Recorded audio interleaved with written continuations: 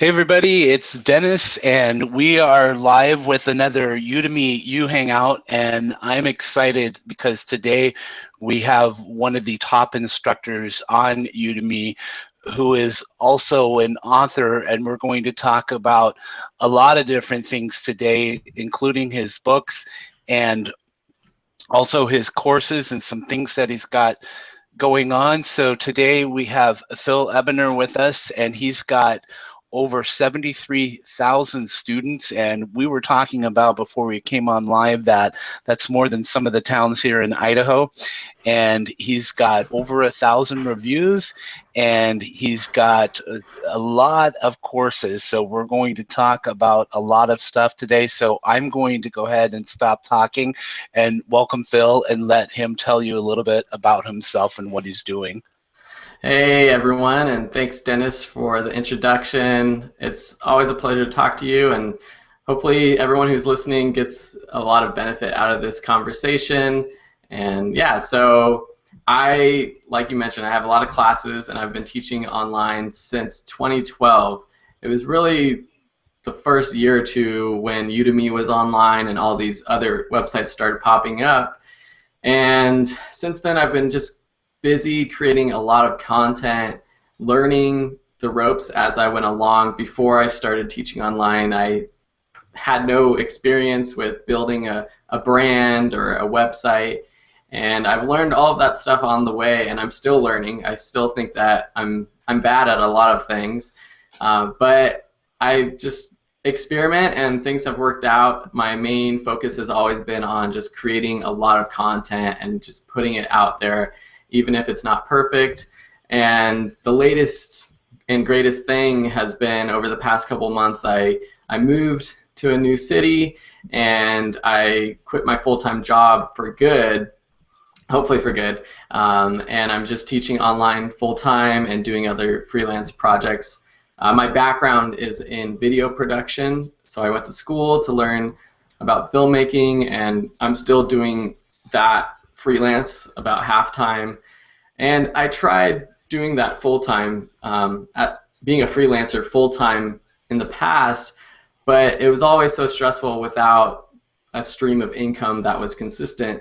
And since I've been able to build up this online stream of income with teaching online over the past 3 years, I'm at a really good spot right now where I can teach online but also focus on other types of projects and not necessarily have to worry about the paycheck. So I feel very blessed to be where I'm at, and I hope that some of the things that I've done can help teach everyone else how to have success.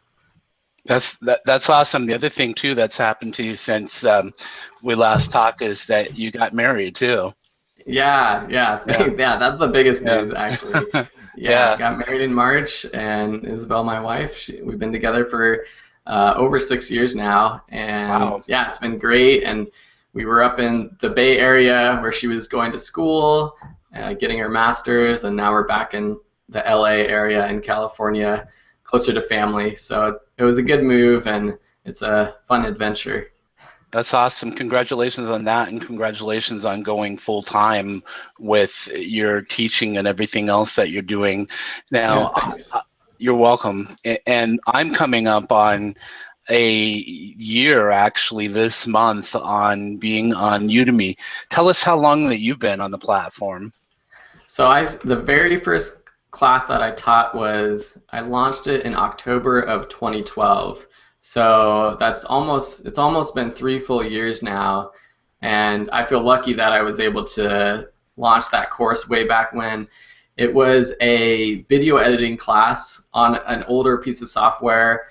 It's Final Cut Pro, which Apple makes a newer version for video editing, but it was the old version that I was using at the time, and it was just the first thing that popped in my head when I thought, oh, what could I teach? And I think in that first month I made $60, and that was awesome. Wow. I didn't realize that it had been that long, because you know, some of the things that I see in the Udemy studio is some of the newer instructors. Like when I first started, I made something like $14.80, and I was just looking at my numbers yesterday, and I've Yeah. actually already done more than that in one day. And Yeah. so it takes a while, and it's like we can talk about, like, you're pretty open with your earnings and all of that, and I was just looking at one of your earnings for April, and I think it was something like $8,000 plus some of the other stuff that you do. So, I mean, Yeah. there's potential. Yeah, there's definitely potential. And I mean, you making $14 in your first month and me making $60, I think that's amazing. But I see some of these new instructors posting on the Udemy Facebook groups who are making thousands in their first month or two, and I'm so impressed about how they do that. And so there's definitely potential. It doesn't have to take 3 years to get to the level where I'm at. But I think the way that I go about creating courses and promotion, it does lend itself to taking a while, because I'm not that good at promotion, but I'm all about putting out courses, and so I've always thought if I just put out more courses, the income will just slowly increase. And I was just looking at my income from the past year, and I mean, it's very incredible. It's averaged about 8 or 9,000 a month for the past year. It went up to just under 13,000 in 1 month in November of last Wow. year. So that was during the Black Friday sales. And this is just on Udemy alone. And on other platforms like Skillshare and Skillfeed, for the past 3 or 4 months, it's hovered over $1,000 a month per site. And the thing is, I'm not doing this full time. Up until a couple months ago, I had a full-time job, and I was just doing this on the nights and in the weekends. And still, I'm spending half of my time doing other types of freelance work and just half the time teaching online. And that's what's so, it's really crazy talking to people who are working, slaving away at jobs at their desk, 9 to 5 jobs, working 60 hours a week.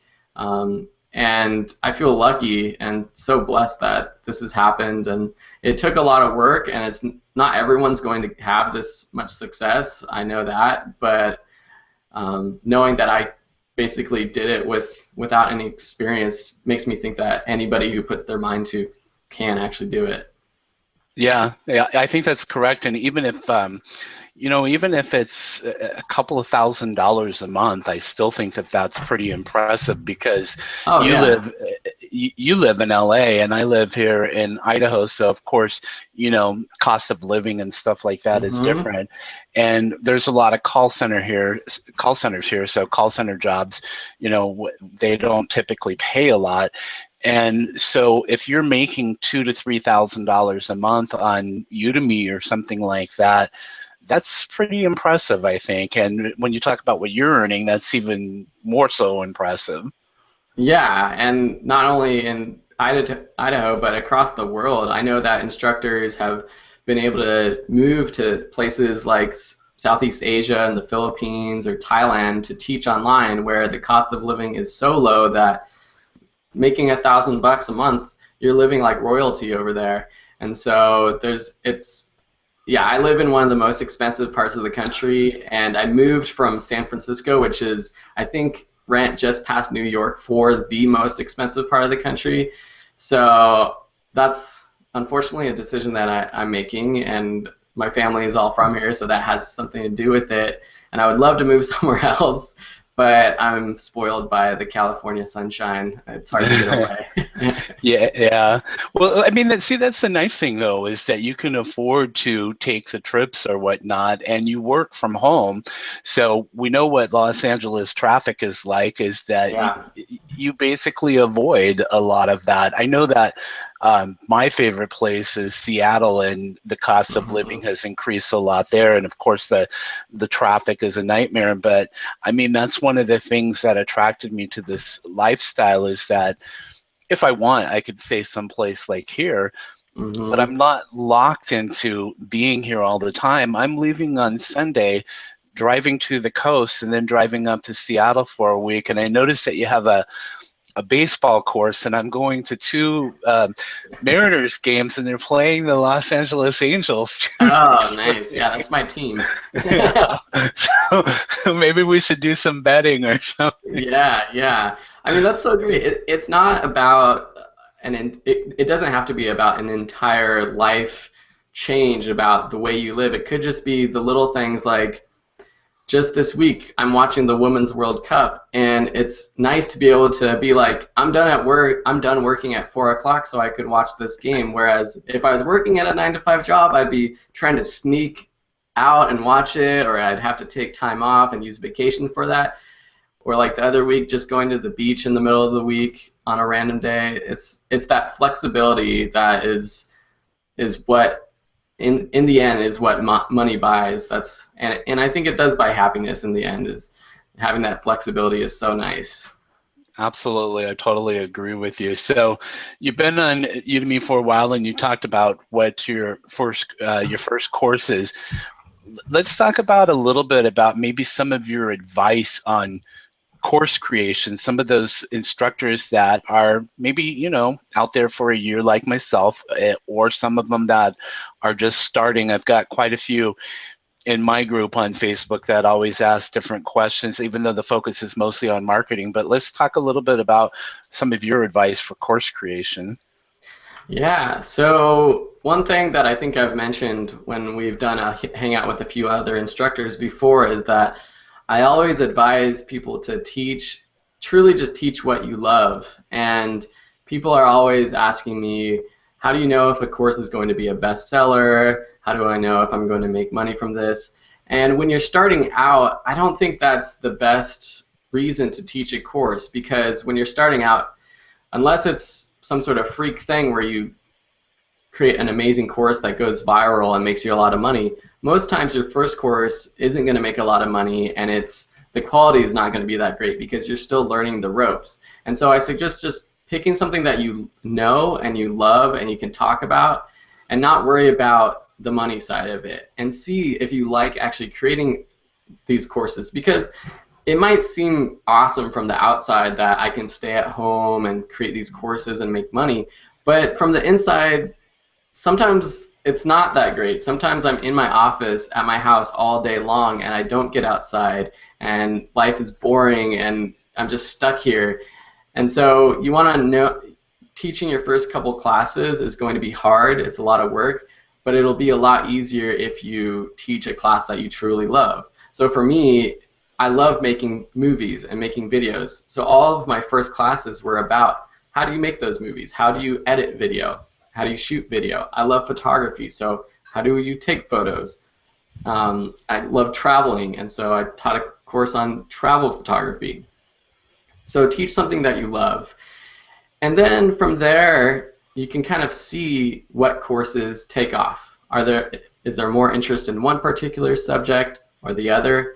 And then go with that. And so create other courses that are related to that course that you can cross-sell to those other students. So for example, one of my most popular courses is an After Effects course. After Effects is a software that allows you to create motion graphics for videos, so like titles or special effects. You can edit green screen, do all sorts of things. And there's a lot of people learning it out there. And so I taught a basic course about how to use After Effects, and that was popular. And so I saw that it was popular and thought maybe there's some students who want a more advanced course in this topic. And so I've taught probably at least 6 or 7 other courses just on After Effects, but on a different type of After Effects or a different thing that you can do within After Effects. And so that's probably where I've had the most success. It's creating some sort of overall course, sort of like an introductory lesson for beginners, and then creating more advanced courses surrounding that topic that I can cross-promote to. Because you have a lot of power once you get students. Once you start getting students on Udemy, once you start promoting to those students, sending out promotional announcements, that's when the income really starts to roll in. So those would be my 2 main tips for beginners: is just start out teaching what you love, and then then branch out and teach courses that are related to each other so you can cross-promote within those courses. I think that that's great information. That's something that I kind of learned along the way, is that I've got my marketing course, but I've also scaled back and done or did a starter version of that course and offer it for free so that I can get people into that course so that they can kind of have a feel for how I teach. And then, you know, as they fall into some of these other things that I'm doing, that they can see that I have that more advanced course that they can take and learn more or different techniques and things like that. So I think that you have some good information with that. Now, you have quite a few courses, and I noticed that some of those courses that you actually teach or co-teach with some other instructors. You want to go ahead and kind of elaborate on that a little bit and let everyone know what goes on with that?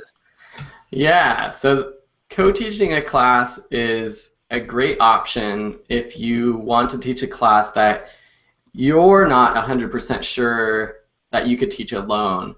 But there's also things you have to keep in mind. So let's talk about it a little bit, because I've had some good experiences and I've had some bad experiences co-teaching. Let's go back, and I first started teaching I first tried to teach a class together with another person doing an Adobe Illustrator class. And I knew a little bit about Adobe Illustrator. They were an expert that I just found online. So that was the first mistake, finding someone through, I think it was Elance or Odesk, posting a job saying, hey, can anyone teach Adobe Illustrator? I want to co-teach a class with them. And so that was the first mistake, because I think you truly need to know the person and have a relationship with that person before you start teaching a class for it to be successful. So we went ahead and taught that class, but the person's teaching style just wasn't up to my standards, and he was just a little bit hard to understand, and he just didn't teach it as clearly as I wanted to. And so that experience I ended up posting the course, but it got a lot of bad reviews, and it hasn't made that much money. So I learned my lesson, and the lesson, like I said, was you have to have a relationship with the person you're teaching the class with, because you have to be able to trust them that not only do they know the topic, but that they're going to put in the amount of effort that it takes to create a good class. And so with my recent and most successful, it's actually my most successful course, I co-taught the photography masterclass with my good friend Sam. And I've known Sam for 5 or 6 years. He was one of the groomsmen at my wedding, and so I could trust this guy that he knew what he was talking about. And we decided to teach this photography class because we noticed that Udemy had a few overall photography classes, but they didn't have one that was kind of all-encompassing, learn everything possible about photography. And we spent a lot of time working on it, and it was really great working on a class with another person, because, and this was like, we were together. It wasn't across the internet. We were actually together in the same room. I was shooting lessons with him in front of the camera. He was shooting lessons with me in front of the camera. And it just really helped out that it made it a lot easier to do setups and make it look more professional.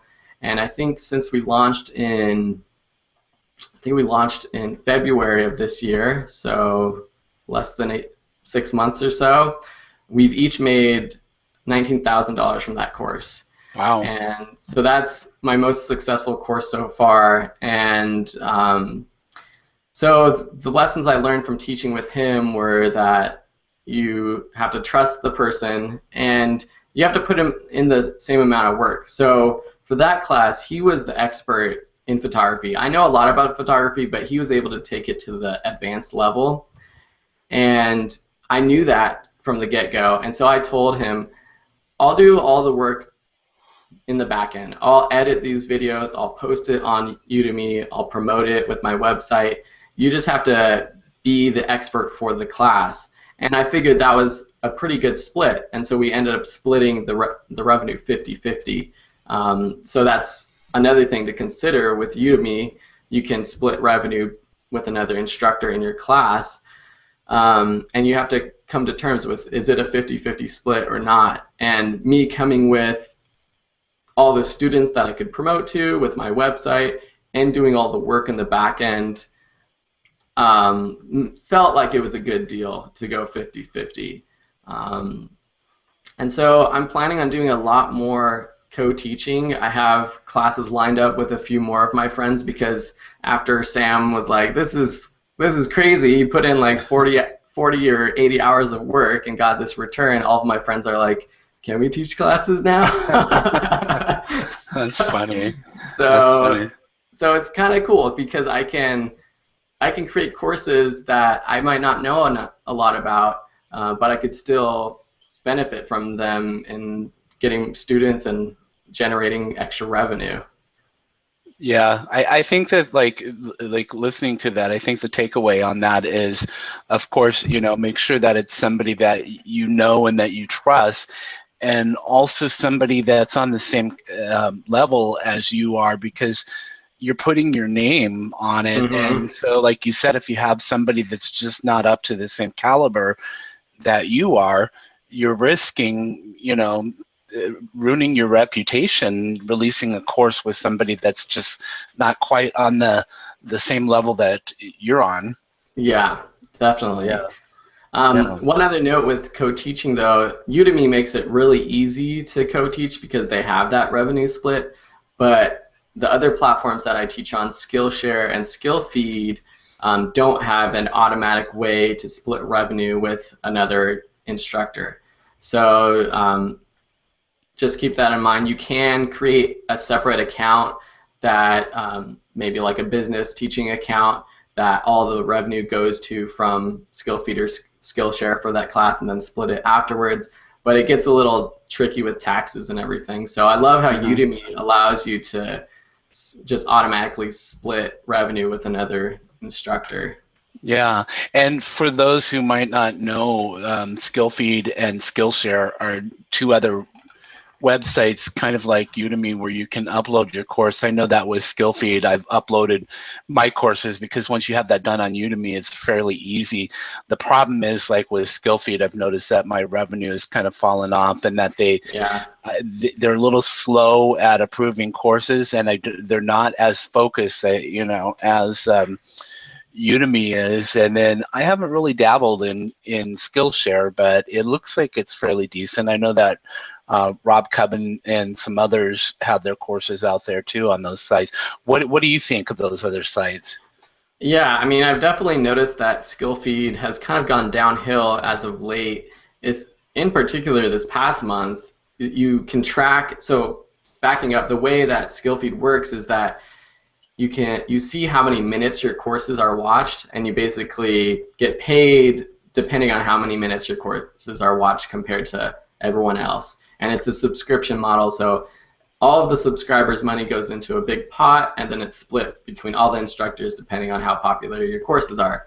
And you can track your minutes, and in this past month, my minutes were less than 10% what they've been on average. And so it is a little worrisome. We get the revenue report in a few days, so we'll see if there was some mistake in calculating the minutes, or if there really is, if it's really going downhill. So that's Skillfeed, and so right now I can't say whether to use it or not, but I can say that for the past year I've averaged about $1,000 per month on there, which has been amazing. And then with Skillshare, it's so confusing that there's Skillshare and Skillfeed. But with Skillshare, it's actually picked up quite a bit since I launched my first course on there about 6 or 7 months ago. I put some of my own courses that I already had on Udemy on Skillshare just to see how they did. But the courses that seem to have done really good for Skillshare are the ones that I've created specifically for them. And I've done that because Skillshare courses are very much project-based. So if you're a creative person out there and you're teaching some sort of skill related to doing something creative, making something, whether it's making a type of video, making hand letter designs, or any sort of craft, it's really good for those types of skills, because if you can each course is based off of a project, and if your project looks cool and if students want to be able to make that project, you'll get a lot of people enrolling in those classes. And so I've released 3 individual courses over the past 2 or 3 months just on Skillshare, I put it on Udemy as well, but focused on Skillshare, and the revenue has jumped from under 1,000 to, I think last month was 1,700 on Skillshare alone. Wow. So it's good for those project-based courses. Yeah, I might need to look at it just a little bit more. I mean, I do need to, I know for sure, like my goal this month is to get at least 1 course, because I told myself 2 courses on Udemy, and Yeah. I'm not meeting that, so I'll start with 1 and then go from there.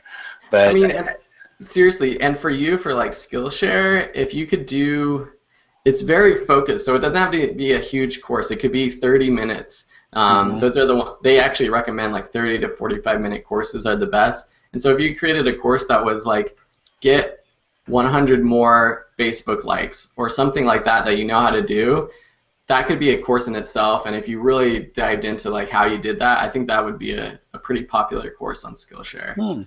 Interesting. So let's go ahead and talk about like how you do your marketing for your courses, and I know that we've talked a little bit about cross promotions, and we can go into that a little bit more. Maybe you've got some tips that you can offer some of the newer instructors out there, because some people go into, you know, being a little more elaborate with that and using more graphics, and others are more text-based. So let's talk about cross promotions and maybe some of the other advice that you have for marketing courses. Yeah, so I have a pretty standard way that I market my courses. I basically launch them, and once they're launched, I'll put out a blog article about it on my site, videoschoolonline.com. I'll hopefully put out a couple YouTube videos related to that course, just a promo video, but also maybe some sort of tutorial or even a lesson from the course. And within all of this, I'll be linking back to the course itself. And then I'll send out an email to my list of subscribers who have subscribed to Video School Online. And I'll also use the Udemy messaging to send out a big announcement to all of my students. Typically, when I launch a new course, I'll just message all of my courses. Sometimes if I'm doing announcements for a course, an older course that I just want to try to revive, I'll send it to specific courses that might be more interested in it. For example, if I have a video related course or video editing related course, I'll send it to all of the announcement to all my classes that are related to video making. If I launch, or if I'm promoting my course on how to write an ebook, I'll send it to all of my courses that are related to online business. So like my teaching online course or my ebook cover design course. So anything that's related. I have a freelancers course, how to kickstart your freelance career course. And within those announcements, it's pretty simple. I try to keep the text very minimal. I know that I see a lot of people's announcements come in my inbox, and you have to scroll down, and they have images for every single class that they have, and it gets kind of crazy, and maybe they have success with that.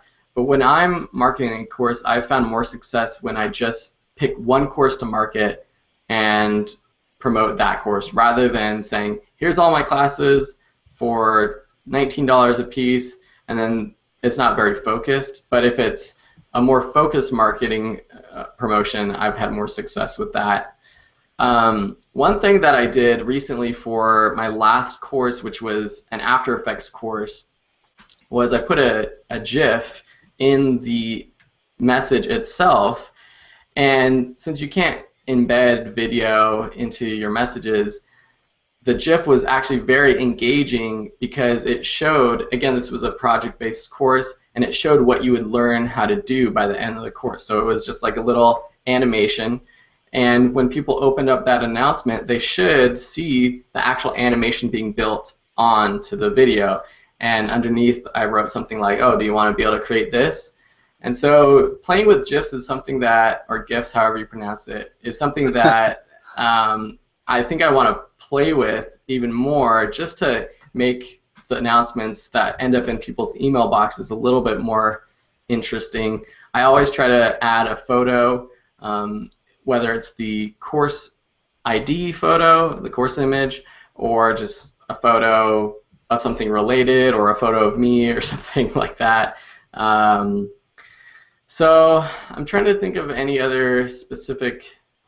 Do you have any questions about other specific ways that I? Well, so that you're saying that that was an animated image that you were able to put into the announcement?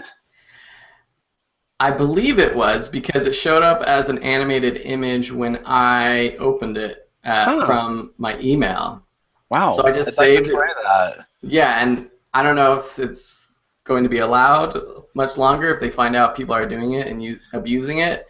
But yeah, it's just a GIF that you save from Photoshop, so it's a little bit technical, but you have to learn how to make a GIF out of a video clip in Photoshop, or there's other ways to do it. But yeah, I believe you can actually insert. It's just like an image file, so it uploads totally fine to the promotional announcement, and yeah, it showed up in my email box as animated.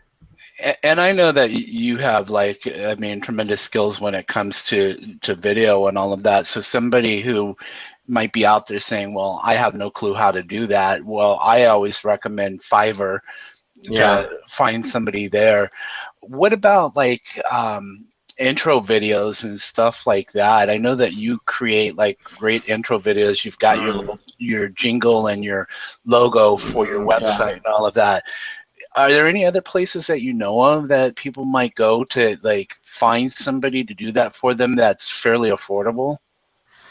Well, I think there's two ways to do that. If you want to actually have someone create it yourself or themselves for you, like you said, Fiverr could be good, and there's lots of options for creating a cool little intro video for your brand, but all of them are just stock replicas. So you might find the same exact type of video for someone else's brand on another course or on another website.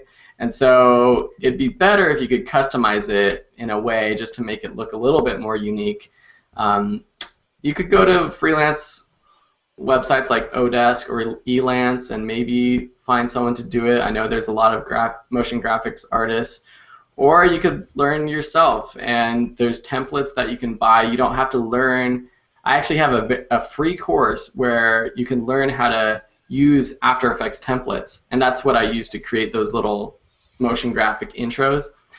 And so if you go to my Udemy page, you can find the free class on how to use templates, and then you can buy a template from a place like videohive.net, and they have lots of little things where you can just plug in your image or the title, just text, and it makes it look very professional.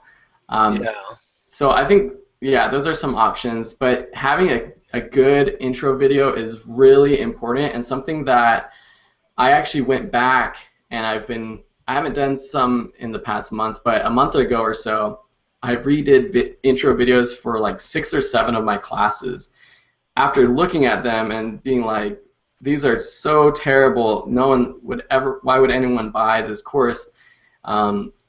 Especially compared to the courses that I do now. And so if you have an old course, try creating a new intro video for it, a new promo video, because now with the relatively new layout of Udemy in the past 6 months, the video is a lot bigger, and that's the first thing that people are going to click on. Whereas before it was like a little box in the corner, which made no sense to me why anyone would try to watch a video up in that corner. So I'm actually glad that they're bigger. But yeah, they're very important, I think. Yeah, I think that's great advice on that, and it was making me think about like one of my first courses on MailChimp that I had an intro created on Fiverr, and I actually put it on each video at the beginning, and somebody said that was kind of annoying. And so I thought, oh, well, maybe I should go back and just like have something at the beginning, because then you can get like your logo in there and maybe your website or something like that. And then the other thing that you mentioned was Video Hive, and I think that that's part of Envato, who owns ThemeForest, and they have Code Canyon. So that's a good place to go. They also own, somebody mentioned it in the studio today, Audio Jungle, which I've used before for audio. So there's some great resources. And you talked about After Effects, which is Adobe, right? Yeah. And I have a MacBook now, and I think that you're PC based. Is that correct? I'm actually Mac, but but Adobe is both Mac and PC. Both, yeah. And they have a subscription now, so it's not like it used to be where it was like hundreds of dollars. I think that you can subscribe monthly and use those tools, right? Yeah, and you can even get a 30-day free trial for any of the tools if you want to try it out. And just one more resource, which is actually a Udemy resource for creating promo videos. I just typed in Udemy promo video into Google, and it's the second result. It's the quality standards that Udemy put out for their promo videos. This is a great resource. This is the one that I basically replicated when I redid all of my promo videos a month or so back, and it basically tells you in the first 20 seconds, here's what you do. In the next 20 seconds, here's what you do. In the next 10 seconds, here's what you do. And I basically took that and took all of my courses and just filled in the information and then shot a bunch of them at the same time. And like I mentioned, I immediately saw an uptick in sales after I published new promo videos. Wow. That's something that I need to do. Maybe I should skip my vacation. Yeah, no. It's a promo video vacation in July. Yeah. It's like one of those things that like you never have time to do, but it might be like the one thing that is preventing a student from actually enrolling in your course. Yeah, absolutely. Housekeeping on your course is important, and they talk about that in the studio. So, it's like that's something that I need to do. Is now that it's been a year, my first course was my WordPress marketing course, and then the MailChimp course came next. And so I need to go back in and look at cleaning those up a little bit, making sure that information is still up to date and current, seeing if I can add new stuff or whatever, or maybe something needs to be pulled, because you know how it is, like with things like WordPress or software, some things become obsolete and they're no longer available. So you mentioned your website, which is the Video School Online. Why don't we go ahead and talk about that briefly, and also there's another project that you kind of are involved in a little bit, and just let people know about that too. Yeah, so videoschoolonline.com is my website that I started after teaching a couple classes and realizing that I need a home off of Udemy to basically promote my courses and have a little bit more control. And so I post weekly articles to there, and then Video School Online is my brand. So my YouTube channel is Video School Online, and that's how all my courses are branded, and I talk about it a lot. And so if you don't have a website where you can promote your classes, I think that's the first step to building a brand and getting more potential students. Also capturing email subscribers. And that's something that I've been working a lot on lately, is how do I get more people subscribed to my list? Because if you've listened to any sort of well-known internet marketer, they will say that your email list is, if not the most important, one of the most important things that you have, because it's in your control. And I didn't pay attention to it for a long time. I had a really bad lead magnet where I offered 50% off some of my courses, and I realized that no one's going to subscribe to a list if it's just to get a 50% off coupon, when you could probably find a better coupon on Udemy on any given day. And so I went ahead and created, actually I took my freelance Kickstart book that was on Amazon and I kind of repurposed it, and that now is my lead magnet. So it's a 47-page guide, and it's completely free for signing up for my list.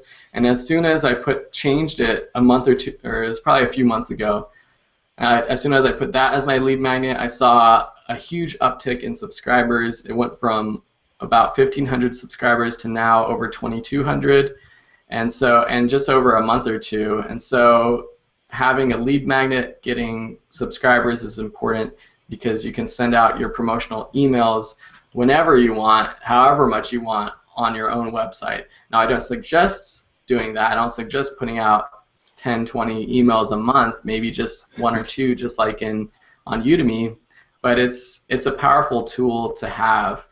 And with my blog and articles, I just write about stuff that's related to my courses, and sometimes it's not. Sometimes it's more related to my personal life, but that, again, it builds up your SEO, your search engine optimization, and people might find your channel through Google and find your courses.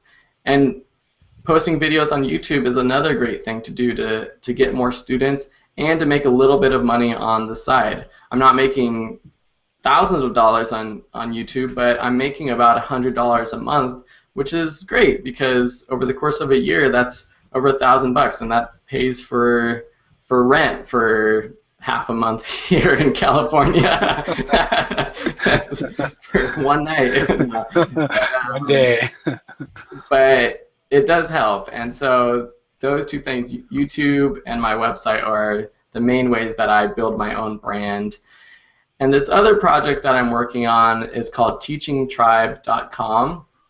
I'm promoting this website that was created by another Udemy instructor. It's basically a forum built for online instructors because he and we saw that there's lots of people on Facebook and the Udemy Studio group that are asking questions and trying to learn, but as soon as they ask that question, it gets pushed down that feed so quickly and the answer is completely lost.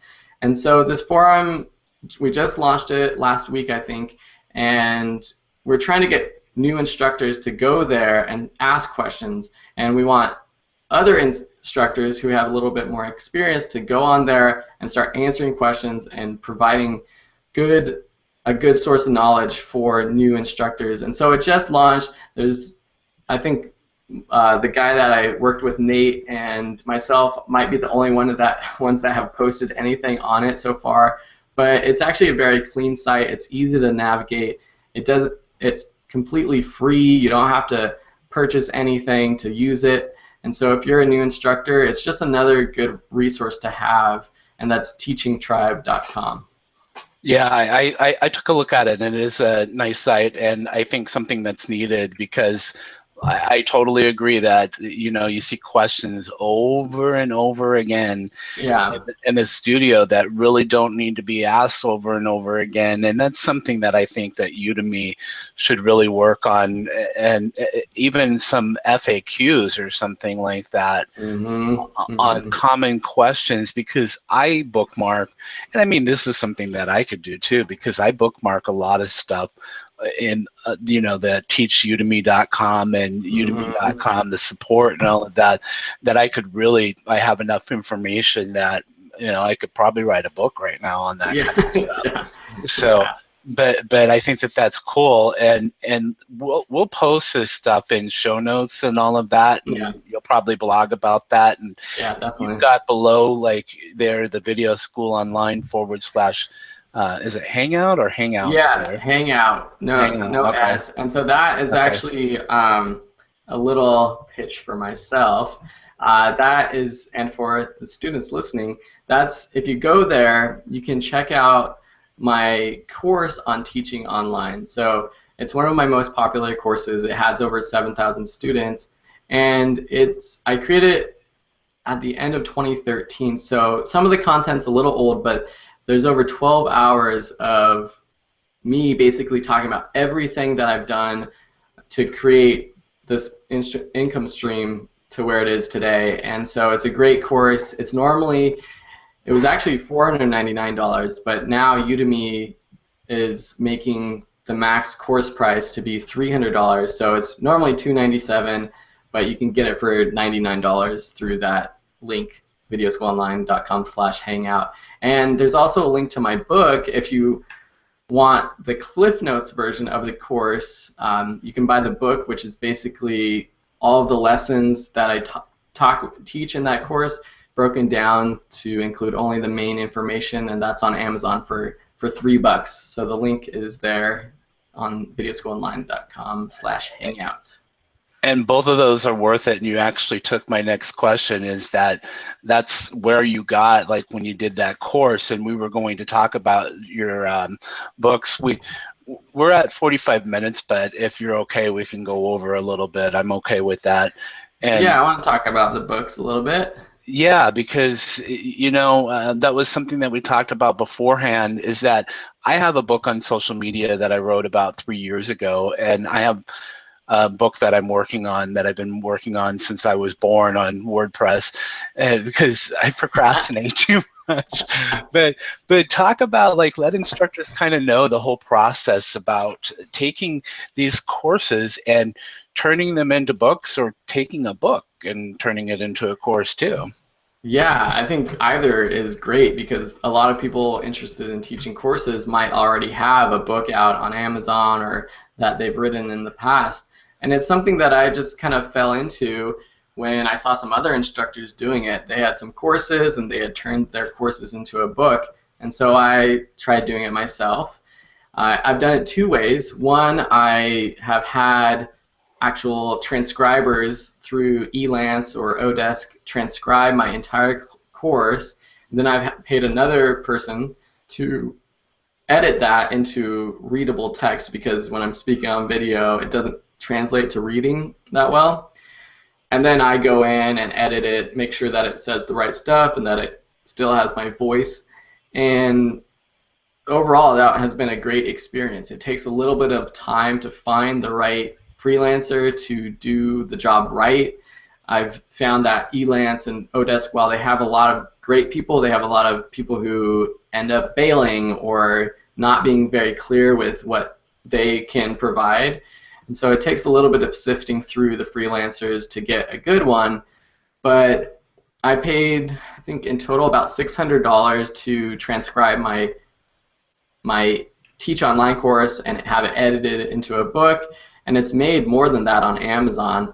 And it's not only the money that you make on Amazon that's great, but I can promote my courses within that book. And that's one of the best things that you can do, because making a couple bucks on Amazon's great, but if I can include a coupon in that book for my course for a couple $100, and someone takes me up on that, that's a big chunk of change for just writing this book. And that's happened, I would say, probably every other month or so now. I'll get a sale from that coupon, and that's an extra $300, which is great. So cross-promoting to your courses is great, but also a new technique that I found for getting people added to your email list is adding some sort of lead magnet at the start of your book that you're selling on Amazon. And my lead magnet for my latest book, which is the Freelance Kickstart book, is a free audio version of the book. So you purchase this book for free or for a couple bucks on Amazon, and after a quick intro, there's a little page that says, hey, if you want the audio version of this book, get it for free on my website. And they have to sign up for my email list to get that. But that's another reason why my email subscriber list has jumped up in the past couple months, because I launched that book about a month ago, and a lot of people have been subscribing to my website through that link. So I would be careful about making your book too spammy. I know I got a lot of complaints when I launched my first book, the Teach Online book, because at the end of every chapter, which there were like 100 chapters, I had a link for my course saying, hey, if you're interested and want more stuff, check out the course for $297. And like so many people emailed me and wrote reviews on Amazon saying that's like so annoying. And so I suggest doing it at the start of the book, at the end of the book, and then in the middle, like if you have sections that are broken up at the end of each section, but not every chapter. But it's been great, and I think for Udemy instructors, it helps build your portfolio of content. It helps make you feel and seem more of an expert in your field and become a real thought leader in your skill set.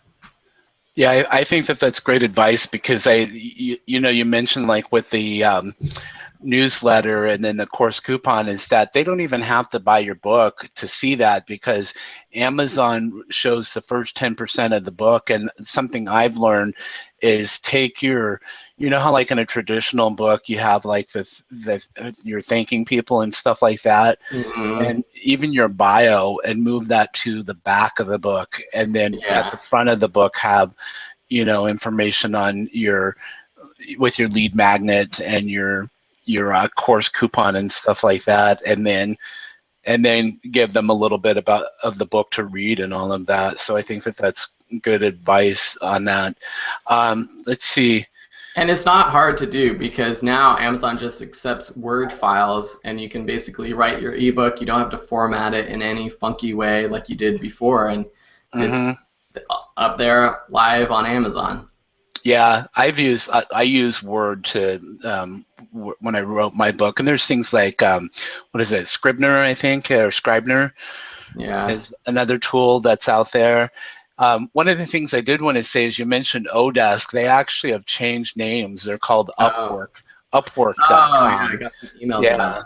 Yeah, so if somebody's interested, there's Elance, and then there's used to be Odesk. It's called Upwork.com, but those are two great places when you're looking for somebody to do stuff for you. Besides Fiverr, I mean, if you do your homework and your research, you can find some decent people out there on Fiverr, because it's not just $5 on Fiverr anymore.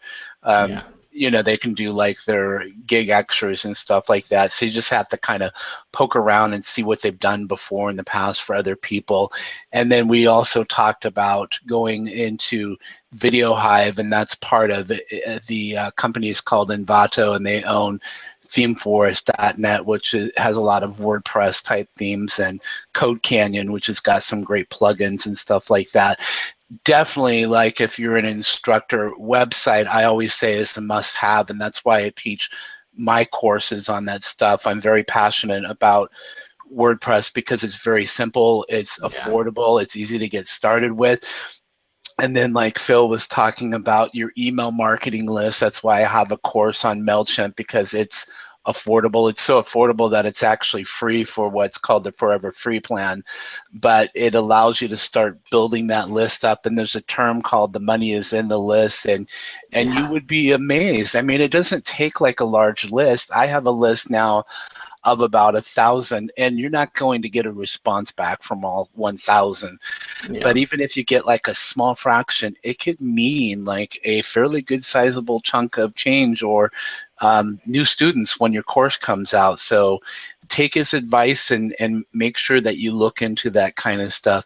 I think like with that, what we'll do here to wrap up is just some last minute advice that you might have for those instructors that are either new, or instructors that are like myself where they're into their first year, to take it to that next level. Yeah, and along with that, I just want to mention, because Dennis always haggles me about using social media, I have been working harder at it. I've been posting to Facebook more regularly, and I've actually been posting videos to Facebook more regularly, because with Facebook, they show their own videos, and it's a lot easier to view the videos that are posted to Facebook than on YouTube. And so I am trying, and it's actually doing well. I think I have like 800 or almost 900 likes now. I think the last time we spoke about 4 months ago, I had like 500. So wow. So social media, it's getting there. I'm learning. But in terms of tips for instructors, any sort of instructor, I would just say just to keep with it. I've been doing this for 3 years, which is like ancient for online teaching, and it's taken a while to get to this level, and Udemy doesn't seem like it's slowing down. It's not going to stop growing anytime soon. They just got a ton of money to expand into other countries and in different ways. So Udemy is still the go-to place for online instructors, and just keep putting out that content. I know it's hard sometimes to make the time to not only create courses but also create the free resources that you can put out there online, but take some time to create free guides, put out free articles, put out free YouTube videos, because the more of that you put out, you'll eventually start to get fans and raving fans who will buy your courses, and then just keep putting out courses. And if you don't have anything else to teach, work with another instructor and co-teach a class, and use your experience as someone who knows the Udemy platform, as someone who knows how to create an online course to balance your skills. And content is king in my world, and just keep at it and never give up. Great, thank you. Some great advice today. I appreciate you joining me today. And that web address below there is where people can find you. Is there anywhere else that you'd like to share where they can find you online? Just videoschoolonline.com. The main page is a great place to look. You can link out to all my other social media from there, and I'm going to be doing a lot more articles just about the behind the scenes of online teaching and running my online business and freelancing on that site. A lot of people have asked, I sent out a survey a while back saying, what type of content do you want? And for the longest time, I've just been posting tutorials about how to make videos and stuff, but more and more people are asking me to post articles about how do you actually do what you do and make a living online. And so I'll be posting more stuff on Video School Online that might interest you guys. Awesome. Okay. Well, thanks, Phil. I appreciate it. And if you want to find me online, you can find me at dennisjsmith.com, and I'll be posting the replay to this online and letting people take a look at it if they want to review it. And if you have any questions, I'll be posting it so that you can ask questions below the video on YouTube or when I post it online. So appreciate you joining me today, Phil. Yeah, thanks so much for having me. All right, thanks.